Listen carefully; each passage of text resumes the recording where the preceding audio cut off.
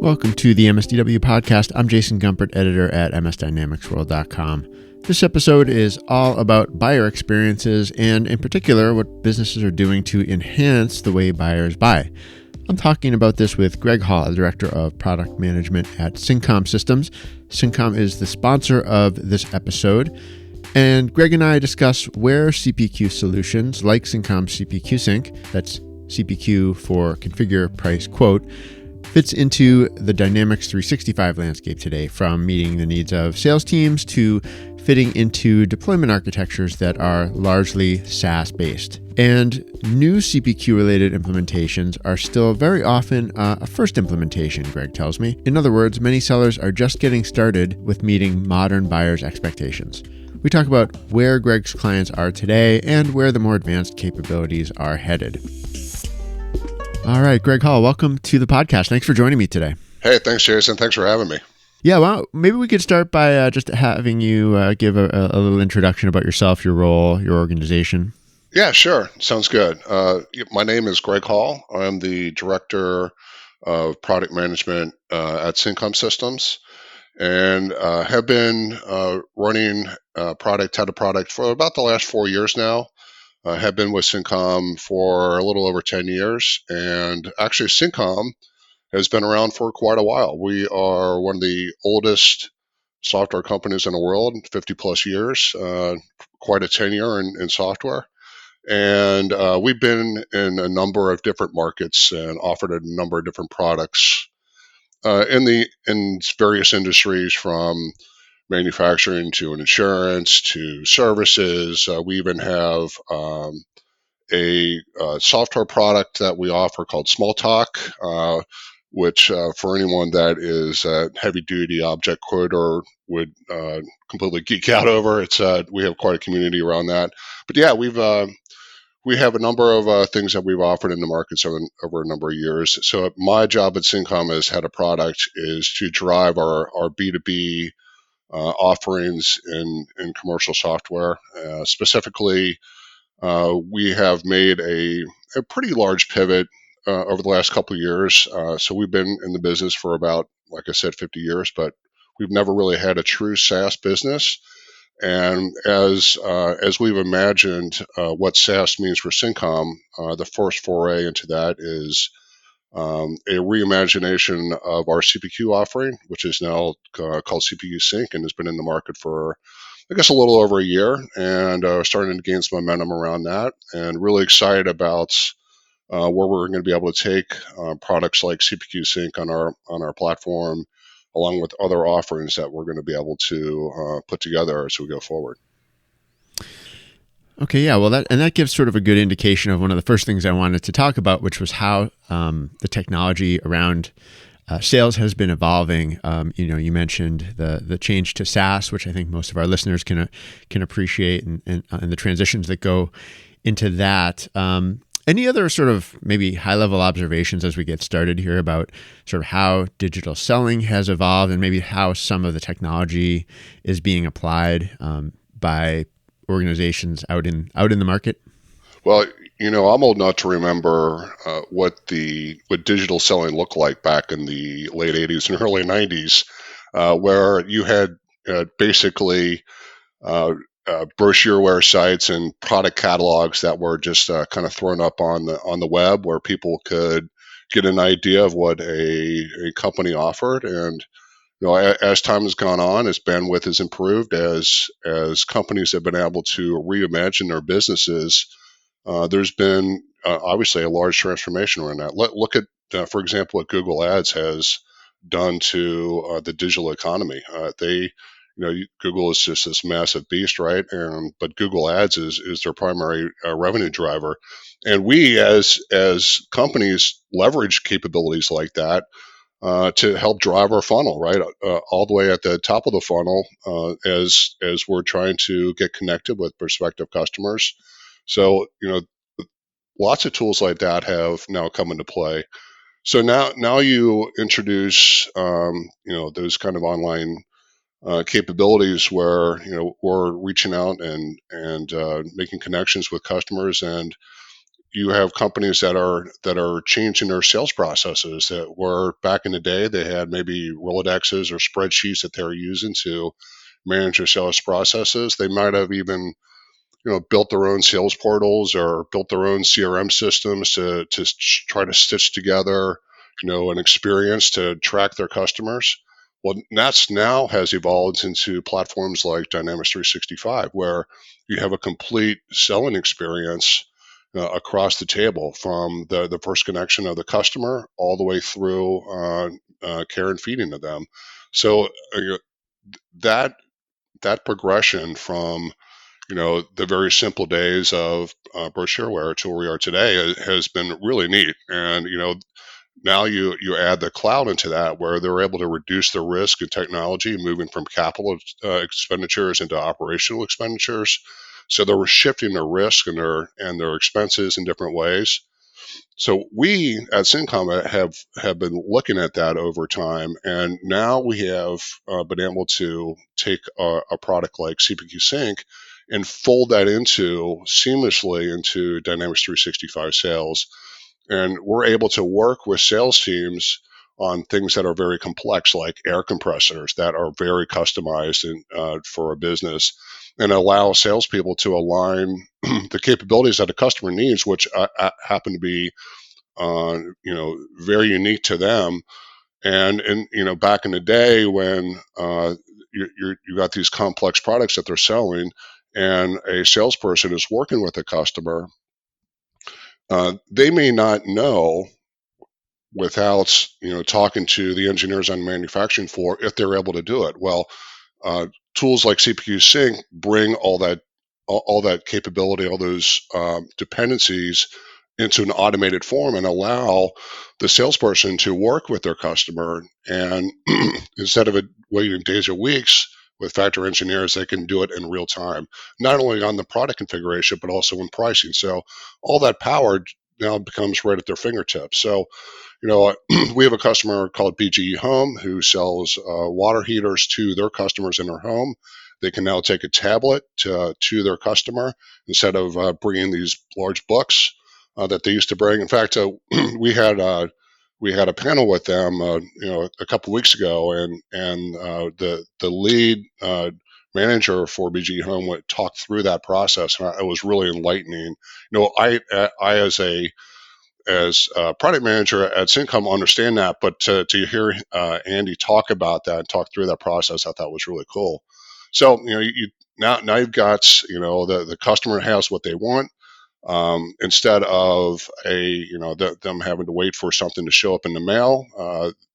They can drop the tablet and digitally sign it, and off it goes to F&O through a digital bomb, and before you know it, the thing is produced on the factory floor and at the customer site. So, a big progression that we've seen since the early days of the late '90s, all the way to where we are today. Yeah, I should mention, I mean, CPQ is one of my sort of perennially favorite topics, because it is sort of this place where all these different things that you just talked about meet, right? It's the commerce and sales element, the manufacturing or supply chain element, the salesperson themselves, the customer experience, all sort of converge there. Especially when you have these more complex sales, where it's not as easy as just picking a finished thing in a simple e-commerce shop, for example. But there's a lot more decision to be made, even though, as you mentioned a couple minutes ago, these potential customers, these prospects, could be coming in through the same channel that someone's going in to buy their next I don't know, just like a hat or something, but they're coming into they're starting their journey in the same place, looking for a complex, perhaps HVAC system, and then the journey just takes a very different path. Absolutely. And what's interesting is you as a provider for products may have both paths, right? You may be offering, you may have a parts catalog that is a very simple, straight through process, where then you have these very complex products that these parts catalogs offer. So you as a company need to be able to figure out how that how that journey works for a customer and be able to provide that seamless experience for them. Because really, this is about the customer, right? The customer now demands the experience that they see in their day-to-day lives. Yep. Listen, COVID has changed everything for us. We spend a lot of time sitting at our desks ordering things online, and that experience has now bled its way into the B2B world as well. And we see that at Cincom, especially around our digital selling capabilities, and both as we're interacting with our own customers as well as the products that we're providing out to the markets. Yeah, and we should maybe let me ask you, distinguishing between the idea of sort of digital selling and e-commerce. I mean, they're definitely not exactly the same thing, right? Do you get that? Do you have conversations about that with your clients often, or with people planning a new solution? We do, yeah, and it's I think what we're seeing is this concept of self-service is starting to become more and more prevalent for us. We're seeing that our customers, if you will, are wanting to do the research upfront themselves with as little interaction with sales professionals as possible, so they know what they want prior to having that conversation with the salesperson. They may have been to an online a portal offering that a manufacturer has or a managed service has, where they're checking out different configurations, they're getting prices, they may even generate a sample quote. But what's cool about this is we are in the background there, and we are populating and generating potentials inside of Dynamics 365 sales. So when our customers see their customers or potential customers having those interactions on their website, they know where they are in their journey, and that gives them better insights as to a potential buy or a potential need to interact with them. Yeah, that seems to me like one of the complexities in terms of actually building a solution. And maybe you could talk a bit about this, but this idea of mocking up configurations if you're a customer, even for a complex product that you might be buying, and doing that at different stages of the process. Does that add?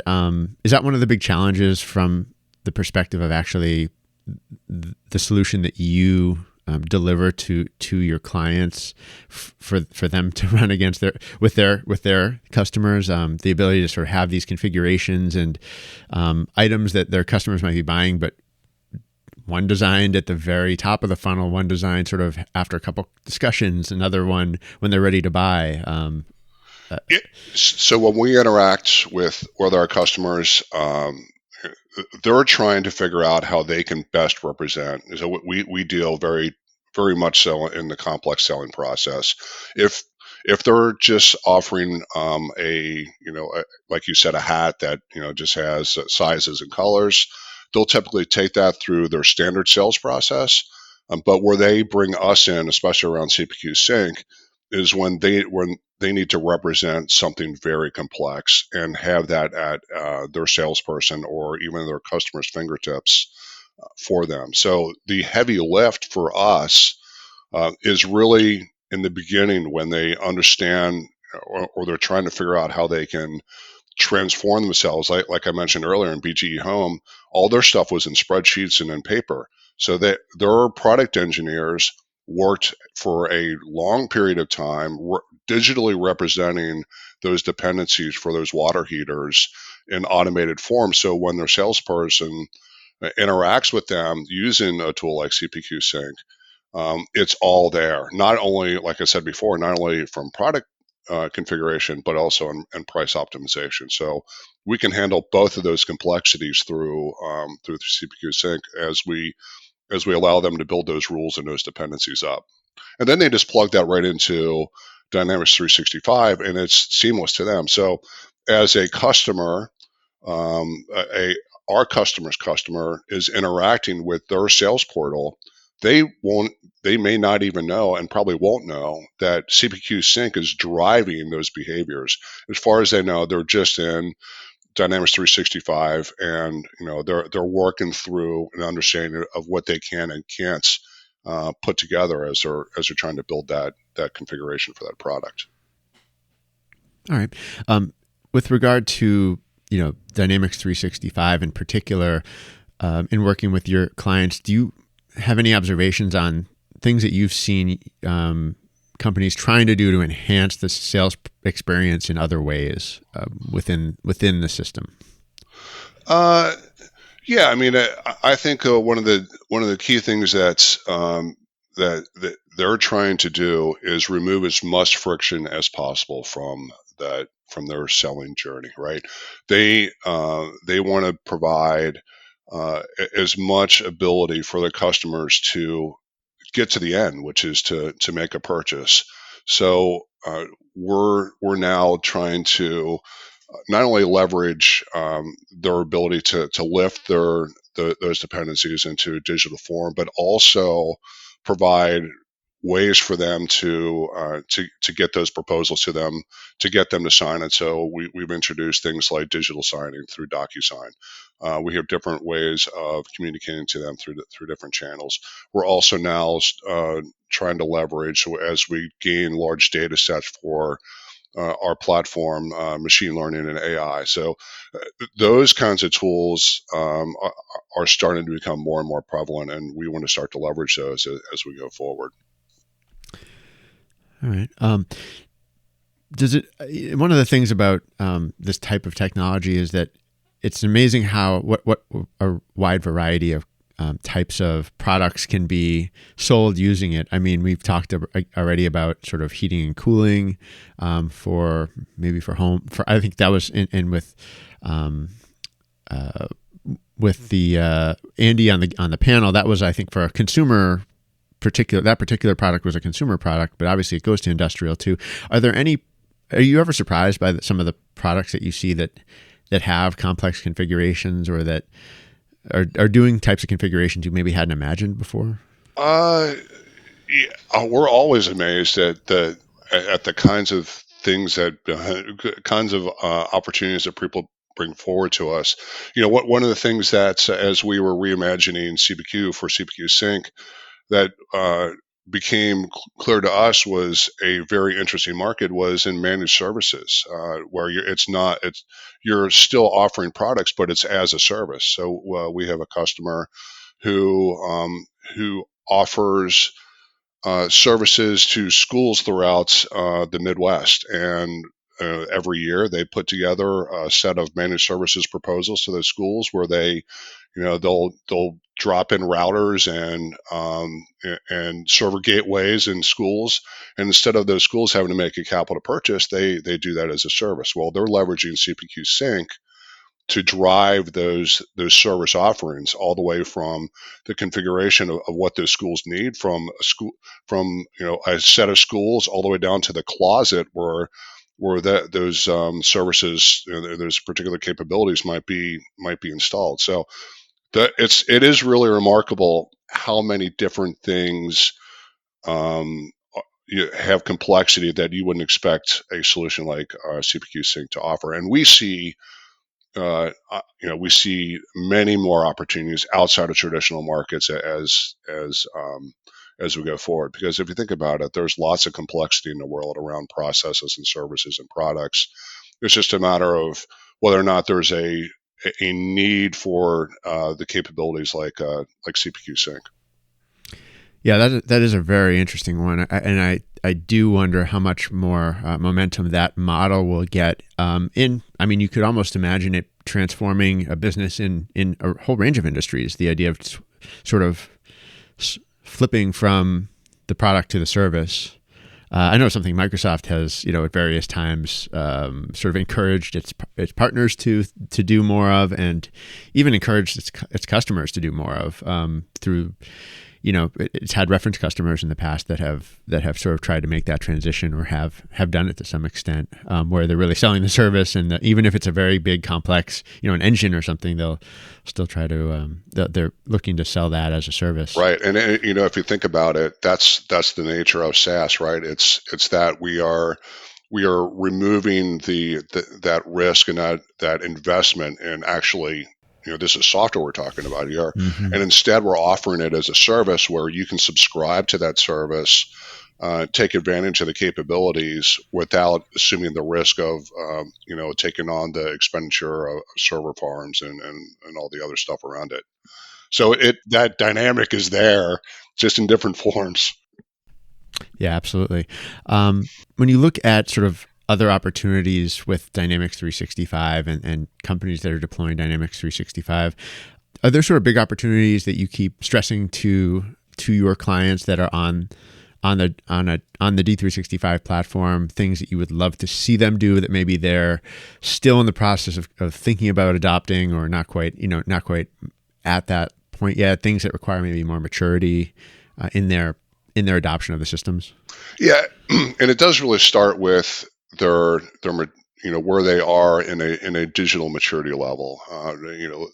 Referring back again to BGE Home, they went from completely manual processes, complete paper, to a full digital selling process. And we see customers in different stages of that. Some may be coming from spreadsheets. Some may be coming from homegrown systems, where they're trying to pivot to more of a platform approach, something more encompassing of the entire customer journey.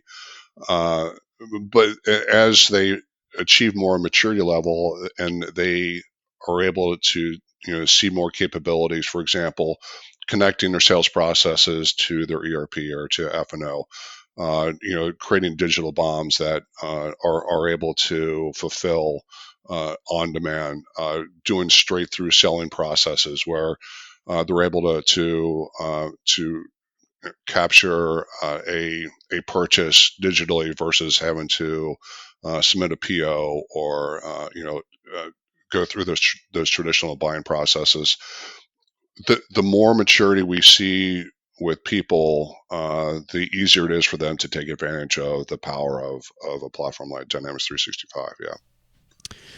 Yeah, absolutely. And from my perspective, I see Microsoft certainly pushing its customers in that, or urging them into that direction, with just the direction they seem to be taking their core solutions around sales and customer experience. Just thinking about the most recent sort of launch event they did for the next wave of updates to D365. I mean, this idea of sort of digitally representing every point of data at every time, and then applying that in the next touch point or the next decision around how to work with the prospect or an existing customer.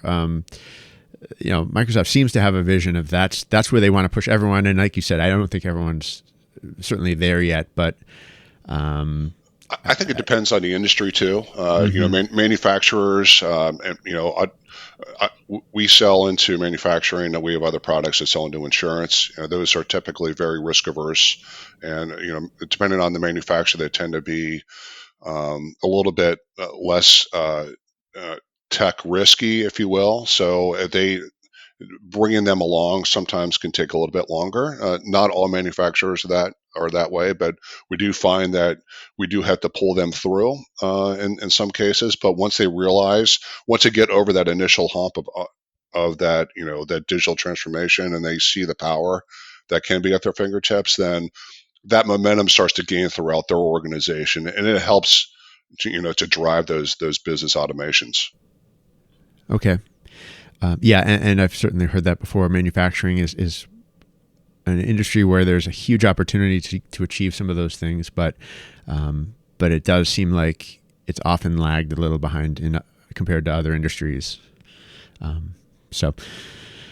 Another thing I wanted to kind of go over, and this was something you talked about on that panel discussion, but it's such an interesting sort of area of complexity, I guess, or a lot of decisions to be made, is sort of how you actually build digital commerce, or what some of the choices might be in terms of where to focus. Like one of them was, I guess strategically, is the goal to grow revenue, or is it to kind of broaden sales channels? And that kind of a decision is going to affect maybe how you prioritize your investments in digital commerce. Was that one of the points that was made?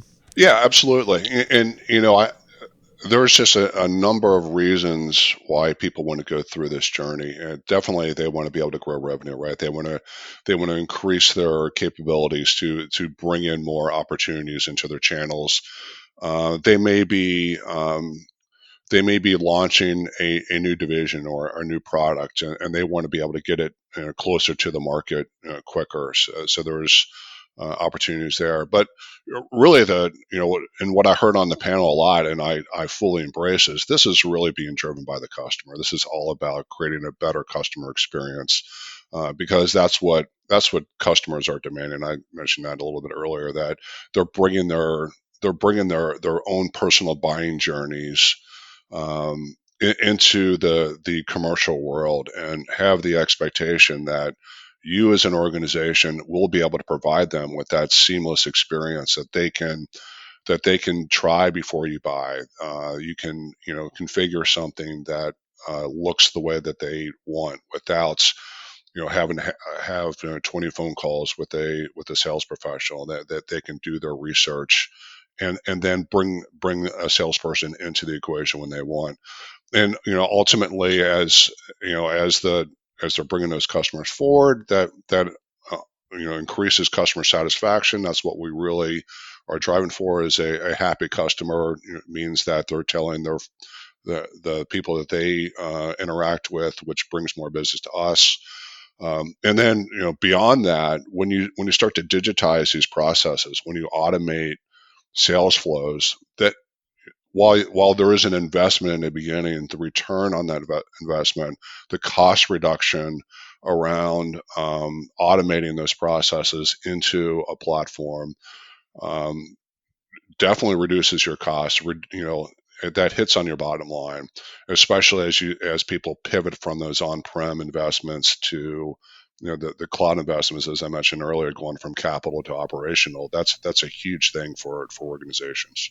So when I hear you talk about some of these deployments and the decisions to move ahead with new digital commerce tools, it also makes me think that to an extent that's also maybe a first step still in many cases, that you're not talking about we had a set of digital selling tools and we're updating them. I guess that could be the case sometimes, but it sounds like a lot of companies are still really taking that first step. Yeah, I agree. I agree that this. I think we are at the beginning of the beginning, and not in the middle of this. And I think as platforms evolve, as capabilities evolve, as we gain more data insights, as companies gain more data insights, they will continue to push us as software providers and Microsoft as platform providers to become more efficient, to become more capable, to allow customers to to stitch their way through their organization, and help better drive their business decisions. We definitely see that, and I see that as we go forward. I think there's just a lot of neat opportunity around those capabilities in the future. Mm-hmm. Anything else that you and your team are paying attention to when it comes to sort of what the overall direction of the big sort of CRM focused vendors Yeah. are out there in the space, Microsoft and the others? Anything that you kind of keep a close watch on? Well, if you look at what we do fundamentally with our platform, CPQ Sync, is we provide capabilities that for people that have complex processes, complex services, or complex products that have complex dependencies, and they want to be able to automate those on a cloud platform. So, we provide our customer with a way to express those outcomes and those processes, services, or products through different content channels like digital proposals, or like I mentioned earlier, through email or an SMS. Heck, we can even create traditional print delivered channels. So if you have a customer that would prefer to have their proposal dropped in the mail, we can handle that as well. But the, those capabilities, fundamental capabilities, we believe will, as I mentioned earlier, can be applied to many markets outside of where we are today, like manufacturing, medical devices, managed services, high tech, including like financial services and retail, or really e-tail, and outside of insurance. So there is just, I think there's a whole host of things that we're going to be able to do, and especially as we'll be better positioned to look at those large data sets and apply machine learning and AI to give our customers really that competitive edge to drive their business better. And then we see platforms like Dynamics 365 enabling us and our customers to better realize those capabilities as we go forward. All right. Well, Greg, it's been great getting a chance to catch up with you here. It's always, like I said, I really do love talking about CPQ related topics. It's a fun one for me, and I appreciate you coming by. Hey, it's my pleasure, Jason. Thanks for having me.